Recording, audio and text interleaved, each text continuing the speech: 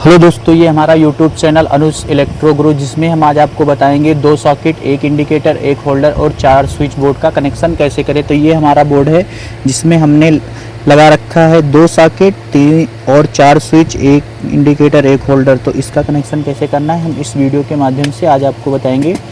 तो चलिए दोस्तों, पहले हम बोर्ड के पीछे की तरफ चलेंगे। तो ये हमारा बोर्ड के पीछे का पॉइंट है। तो इसमें सबसे पहले हम स्विच के नीचे वाले पॉइंट को हल्का हल्का सा ढीला करेंगे तीनों स्विच के, और उसके बाद में फिर ये हमारा रेड वायर है, रेड वायर से हम तीनों स्विच को एक दूसरे में कनेक्ट करेंगे। तो एक दूसरे में कनेक्ट करने के लिए ये हमारा स्विच है, स्विच के नीचे वाले पॉइंट को एक दूसरे में कनेक्ट करेंगे, और कनेक्ट करने के बाद फिर हम पेचकस की मदद से इसको टाइट करेंगे तीनों स्विच को।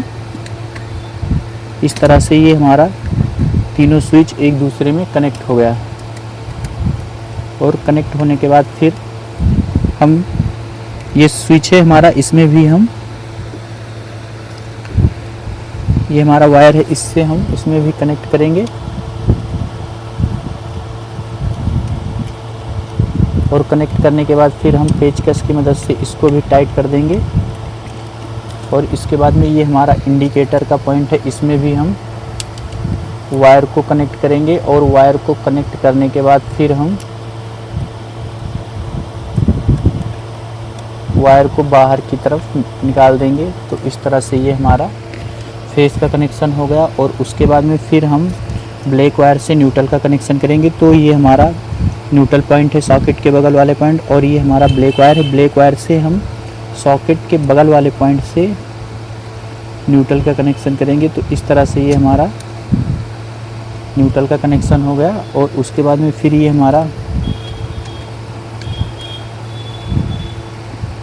दूसरा सॉकेट है, इसमें भी इसी तरह से न्यूट्रल का कनेक्शन कनेक्ट करेंगे एक दूसरे से। ये तो इस तरह से इसमें भी न्यूट्रल का कनेक्शन हमारा कनेक्ट हो गया। और उसके बाद में फिर ये हमारा इंडिकेटर का पॉइंट है, और एक न्यूट्रल हमको कनेक्ट करना है होल्डर पॉइंट से। तो यहाँ से हम न्यूट्रल को कनेक्ट कर लेंगे। और उसके बाद में ये हमारा इंडिकेटर है, इंडिकेटर में हम सॉकेट का और प्लस होल्डर का न्यूट्रल कनेक्ट करके वायर को बाहर की तरफ निकाल देंगे।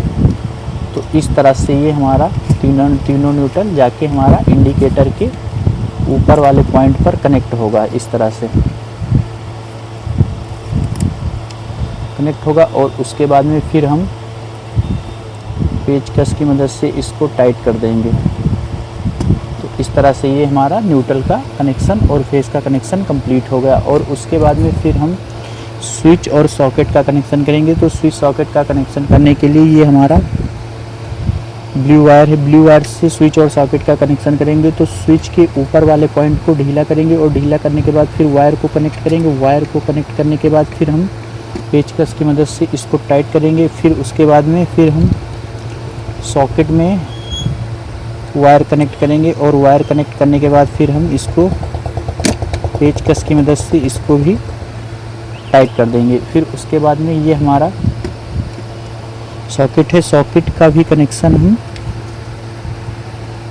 यहीं से करेंगे। तो सॉकेट का कनेक्शन करने के लिए स्विच के ऊपर वाले पॉइंट को ढीला होगा, और ढीला करने के बाद फिर हम पेचकस की मदद से इसको भी टाइट करेंगे। और उसके बाद में फिर हम सॉकेट के बगल वाले पॉइंट पर, यानी एल वाले पॉइंट पर, हम लाइन वाले पॉइंट पर इसको कनेक्ट करेंगे। तो इस तरह से ये हमारा स्विच और सॉकेट का कनेक्शन हो गया। और उसके बाद में लास्ट में ये हमारा बचता है होल्डर। तो होल्डर का भी कनेक्शन करेंगे। तो ये हमारी ऊपर वाली स्विच है, और इसमें हम स्विच को कनेक्ट करेंगे, और कनेक्ट करने के बाद पेचकस की मदद से इसको टाइट करेंगे। और उसके बाद में फिर इसमें भी हम वायर को कनेक्ट करेंगे, और वायर को कनेक्ट करने के बाद फिर हम पेचकस की मदद से इसको भी हम